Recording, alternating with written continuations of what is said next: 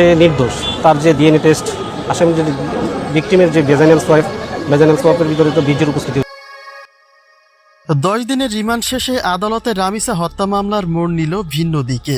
সবশেষে আসামি সোহেল রানা ও তার স্ত্রীকে নির্দোষ দাবি করেছেন আসামি পক্ষের আইনজীবী, কেননা ডিএনএ রিপোর্টে শনাক্ত হয়নি সোহেল রানা। এবং আদালতে দাঁড়িয়ে সোহেল নিজেকে নির্দোষ দাবি করেছেন। তিনি বলেছেন এই ঘটনার সঙ্গে জড়িত ব্যক্তির নাম হচ্ছে ডলার। সেই ধর্ষণ ও হত্যা করেছে।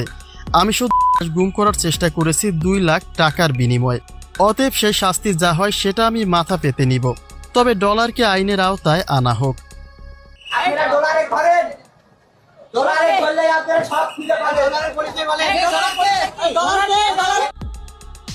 আদালতে এমন স্বীকারোক্তির পরে আসামি পক্ষের আইনজীবী বলেছেন, যেহেতু ডিএনএ রিপোর্টে সোহেল শনাক্ত হয়নি, সেক্ষেত্রে এই ঘটনায় সে নির্দোষ, এমনকি তার স্ত্রীও এর সঙ্গে জড়িত নয়।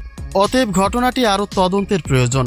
কিন্তু সোহেল নির্দোষ হলে রামিসার নিথর দেহটি কেন তার বাসাতেই পাওয়া গেল, আর সেই বা কেন জানালা দিয়ে পালিয়ে গেল, এমন প্রশ্নের কোনো উল্লেখযোগ্য উত্তর দেননি আইনজীবী।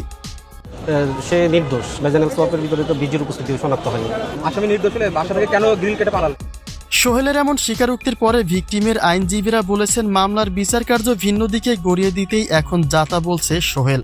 কারাগারে সে অন্যান্য আসামিদের সঙ্গেই ছিল, হতে পারে সেখান থেকে কেউ তাকে এমন কোনো পরামর্শ দিয়েছে, আর নয়তো এই সাজানো গল্পটি গ্রেপ্তারের শুরুতেই পেশ করত সোহেল।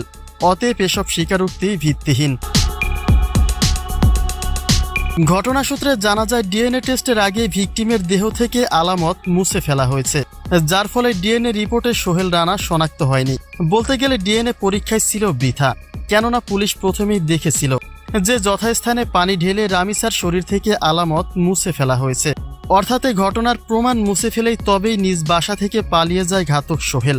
কিন্তু এখন সে যেসব তথ্য দিচ্ছে তা পুরো মামলাটি ভিন্ন দিকে গড়িয়ে দেওয়ার জন্যই বলে মনে করছেন বিশ্লেষকরা।